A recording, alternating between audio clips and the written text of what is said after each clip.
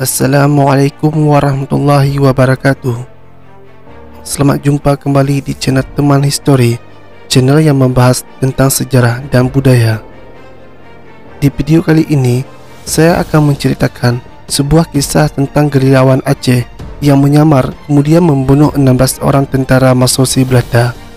Sebelum teman-teman melanjutkan video ini, alangkah baiknya teman-teman menekan tombol like, subscribe, dan jangan lupa menyalakan lonceng notifikasi supaya teman-teman tidak ketinggalan video-video sejarah lainnya. Perang kolonial Belanda di Aceh menyisakan banyak kisah. Kelicikan Belanda dibalas dengan kegesitan orang Aceh. Perang selama 69 tahun lebih dari cukup untuk menunjukkan bahawa tak mudah untuk menaklukkan Aceh. Gerilyawan Aceh melakukan perlawanan dengan berbagai taktik perang. Penulis Belanda, yaitu H.C. Zengraaf, dalam bukunya yang berjudul Aceh, mengakui bahawa kehebatan para pejuang Aceh dalam melawan pasukan Marsossi Belanda. Ia mencontohkan salah satu peristiwa di Merandih Paya di Kabupaten Aceh Utara.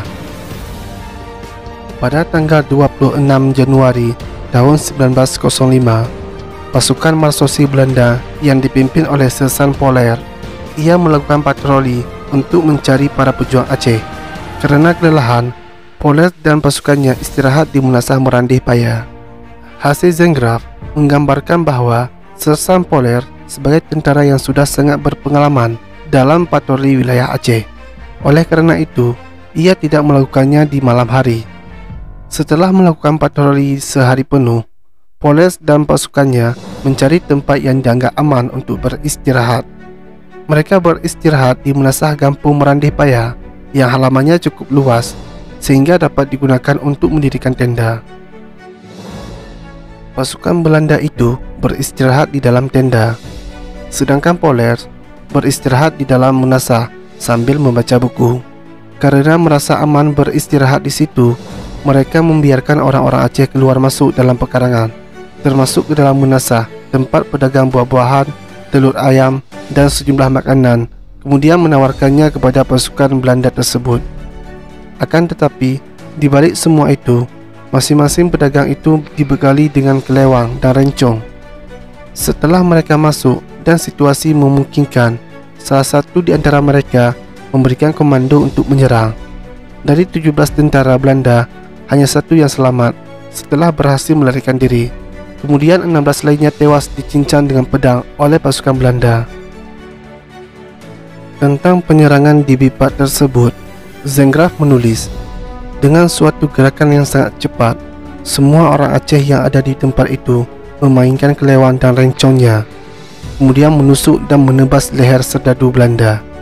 Sasaran pertama adalah Poler sendiri yang sedang tidur-tiduran di dalam Munasah sambil membaca buku. Dari 17 orang pasukan Belanda itu, 16 orang tewas dan 1 orang dapat melarikan diri melalui kampung menuju Lok Semawe.